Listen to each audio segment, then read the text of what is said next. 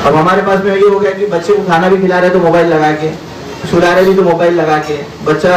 Hospital में admit है, treatment भी चल रहा है तो मोबाइल चालू है 24 घंटे, डॉक्टर राउंड पे भी जा रहा है तो मोबाइल लेके, जिधर मोबाइल टर्न हो रहा है बच्चा उधर टर्न हो रहा है और डॉक्टर जो है एग्जामिन कर रहा है। ये हाल है आज।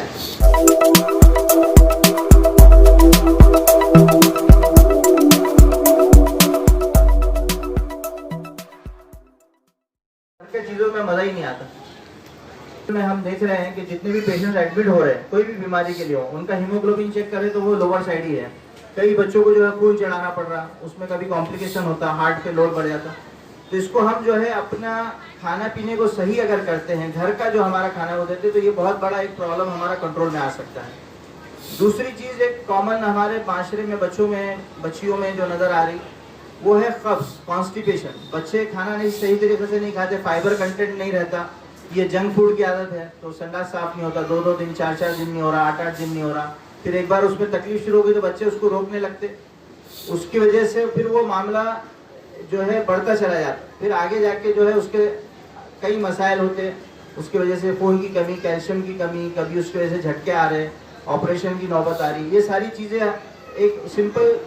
फाइबर कंटेंट खाने का अगर हमने बढ़ाए, हरी सब्जी तरकारी, पानी ज़्यादा पिलाए, फ्रूट्स सलाद आइटम्स को हमने अगर बढ़ाए हमारे खाने में, तो ये बड़ों के लिए भी है और बच्चों के लिए भी है। बच्चों के लिए ज़्यादा ज़रूरी है क्योंकि ये अक्सर यानी अभी हमारी ओपीडी में हम देखेंगे हर रोज़ जो है 2 से 5 बच्चे ये कब्ज़ के आते हैं और उनका मसला ये रहता है कि वो पूरी तरीके से उसको ग़िज़ा को सही नहीं करते, पूरा ट्रीटमेंट एक जगह नहीं करते, हर 2 महीने 3 महीने में एक नया दवाखाना, फिर नए सिरे से ट्रीटमेंट और फिर वो जहाँ के वहीं रहता मामला। इसमें एक वजह हमारे पास में ये भी है कि दूध का इस्तेमाल ज़्यादा है बच्चों के अंदर, खाने पीने का अनाज की चीज़ें हम नहीं देते, दूध को समझते कि भाई बहुत ताकत की चीज़ है, पहले से चला आ रहा, गाय का दूध पिलाएंगे, भैंस का दूध पिलाएंगे, डब्बे का दूध पिलाएंगे, लेकिन रोटी सब्जी तरकारी इसको बहुत जल्दी एक्सेप्ट नहीं करते। हालांकि 6 महीने से हमको जो है बच्चों को ग़िज़ाइयात में इम्प्रूवमेंट करना चाहिए, उसके अंदर में जो है घट चीज़ें, जो ठोस चीज़ें हैं उसकी टेक्सचर जिसके अंदर है वो चीज़ें शुरू करके फाइबर कंटेंट को बढ़ाना चाहिए। तीसरी चीज़ जिसकी तरफ मैं इन बच्चों की और उन असातिज़ा और यहाँ पे जो पेरेंट्स हैं उनकी उनकी तवज्जो दिलाना चाहूँगा कि आजकल बच्चों में जो है मोबाइल का बड़ा एडिक्शन बढ़ता जा रहा है और उसके नुकसान अभी से जो है बच्चों के अंदर में जाहिर हो रहे हैं, नज़रों पे असर हो रहा, जहनी उसका शिकार हो रहे, परेशानी का शिकार हो रहे और दूसरे कई मसाइल आगे जाके उनको लाहक होने वाले हैं। और उसका इलाज यही है कि हम जो है बच्चों को शुरू से जो है स्क्रीन टाइम के ऊपर में कंट्रोल रखें, गैजेट्स के ऊपर, मोबाइल के ऊपर, टीवी के ऊपर में बच्चों के बारे में जो है गाइडलाइंस जो है कि भाई छोटे बच्चों को 2 साल के नीचे तो जो है बिल्कुल भी स्क्रीन टाइम नहीं होना चाहिए, उनको मोबाइल का आदत ही नहीं होना। अब हमारे पास में ये हो गया कि बच्चे को खाना भी खिला रहे तो मोबाइल लगा के, सुला रहे भी तो मोबाइल लगा के, बच्चा हॉस्पिटल में एडमिट है, ट्रीटमेंट भी चल रहा है तो मोबाइल चालू है 24 घंटे, डॉक्टर राउंड पे भी जा रहा है तो मोबाइल लेके, जिधर मोबाइल टर्न हो रहा बच्चा उधर टर्न हो रहा और डॉक्टर जो है एग्जामिन कर रहा है। ये हाल है आज। तो ये मोबाइल के नुकसान हमारे और बड़ों को भी जो है उसके जो है नज़र आ रहे हैं और उसके जो है कई प्रॉब्लम्स आगे पता चलेंगे, अभी तो पता भी नहीं चले कि आगे इससे क्या क्या नुकसान होंगे, रेडिएशन से क्या होंगे और दूसरे जो है ज़्यादा देर उसको देखने से आंखों पे क्या होगा, ब्रेन पे क्या होगा, तो ये बाद में जब जाके पता चलेंगे, जब तक तो उसका कुछ हम उसका इलाज भी नहीं कर पाएंगे। इसके लिए ज़रूरी है कि हम जो है मकतब में आने वाले बच्चों को भी जो है इसके बारे में जो है ताकीद करते रहें कि मकतब में, स्कूल में, घरों पे रहते हुए जो है ये मोबाइल्स और लैपटॉप्स और गैजेट्स और इसका जो है इस्तेमाल बिल्कुल कम से कम, जहाँ ज़रूरत है वहाँ ठीक है, लेकिन बेजा इस्तेमाल और उससे जो है उसके नुकसानात का उनको जो है हम एहसास दिलाते रहें ताकि ये चीज़ें आगे जाके हमारे जो बच्चे आज हमारे जो है कौम के जो है आज फ्यूचर है, जो हमारे लिए आगे जाके सोसाइटी का जो है नाम रोशन करेंगे, माँ बाप का नाम रोशन करेंगे। प्रोग्राम के बारे में जानकारी दें। ये प्रोग्राम जो है तो फ्री मेडिकल चेकअप कैंप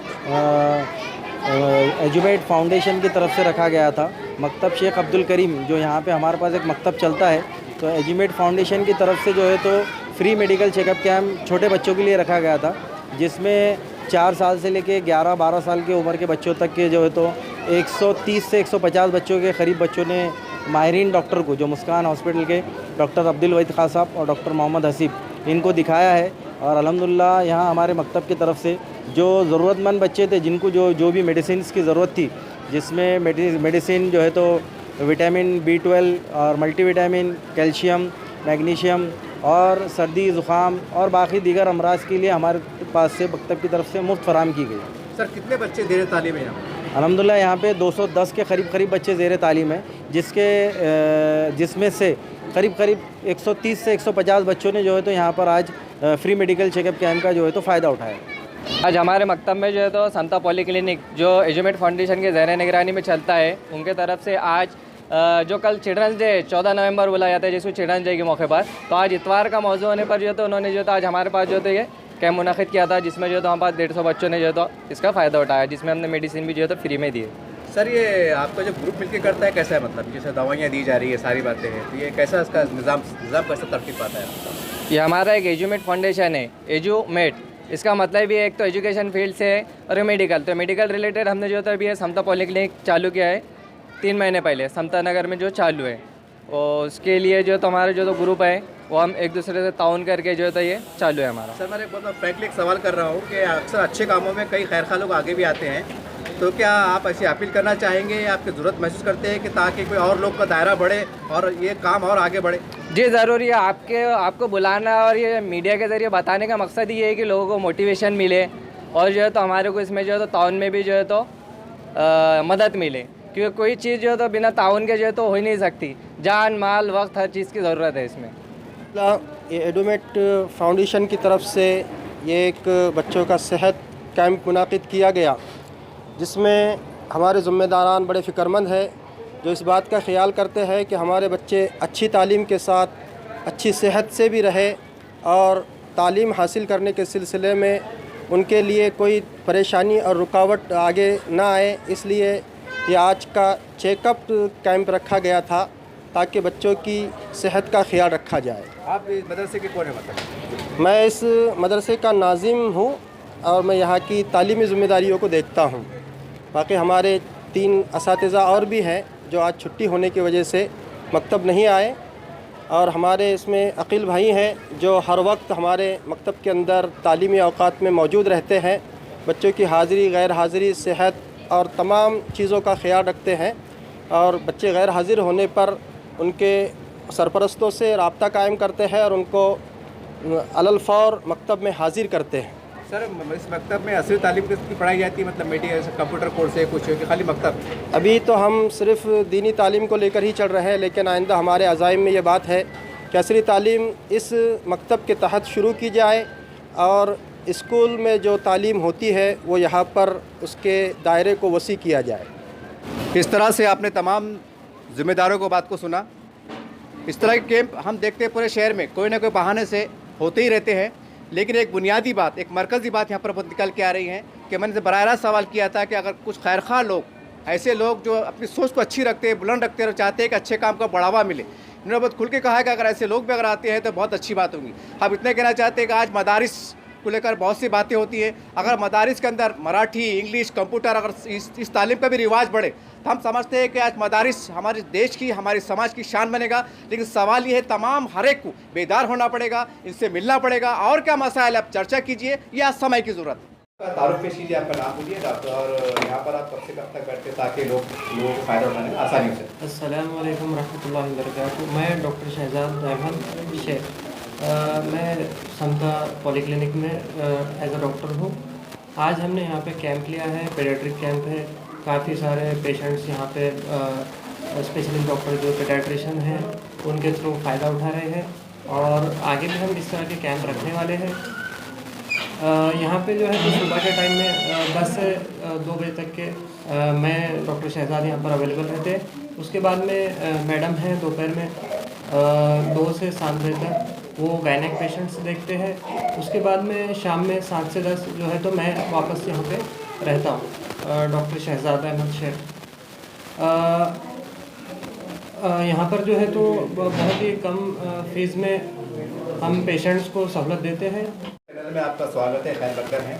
और सबसे पहले तो एक इंसानियत के नाते आपको बहुत बहुत बधाई कि आपने एक बहुत बड़ा काम किया, गरीबों का इलाज करना मुफ्त में बहुत बड़ी बात होती है। अब ये बताइए, इस ट्रस्ट का पूरा नाम बताइए, हॉस्पिटल का पूरा नाम बताइए, और किस तरह से इलाज होता है गरीबों का, इसकी तफसीली मालूमात फराहम कीजिए। ये समता चैरिटेबल पॉलीक्लिनिक एजुमेड फाउंडेशन के ज़ेर इंसराम यहाँ पे जो है शुरू है और माशाल्लाह बहुत ही कम दामों में रियायती उसमें जो है यहाँ पे लोगों को जो है इलाज मुआवजा किया जा रहा है। सिर्फ 20 रुपये यहाँ पे जो है फ़ीस रखी गई है और लेडीज़ डॉक्टर जेंट्स डॉक्टर यहाँ पे रोज़ाना जो है अपनी खिदमत दे रहे हैं। और जैसा आज बच्चों के लिए एक जो है फ्री कैंप मुनक़्क़िद किया गया, तो इस तरीक़े से और भी जो है कैंप्स यहाँ पे जो है वक्तन फ़वक्तन किए जा रहे हैं। अभी हाल ही में जो है चेस्ट फिजिशियन डॉक्टर ज़बी पटेल का भी जो है एक कैंप लिया गया था। तो ये जो एक इलाक़ा है जहाँ पे जो है काफ़ी लोग जो है बिलो पावर्टी और जो है मिडिल क्लास के हैं, तो उनके लिए सेहत के एतबार से एक अच्छा इनिशिएटिव यहाँ पे जो है ये हमारी जो टीम है एजुमेड फाउंडेशन की, कारी शेख आमिर साहब, उनके वालिद साहब तक़ीउद्दीन सिद्दीकी साहब, शेख अकील साहब, ये हमारे दोस्तों में से हैं। इन्होंने जो है इस पे बहुत दिन से इनकी नज़र थी कि कुछ इनिशिएटिव यहाँ पे इस ताल्लुक़ से, सेहत के ताल्लुक़ से, एजुकेशन के ताल्लुक़ से लिया जाए और बेहतरीन अंदाज में यहाँ पे जो है ये एक क्लिनिक जो है ये रन हो रहा है और इसकी खिदमत से जो है काफ़ी लोग जो है फ़ायदा उठा रहे हैं।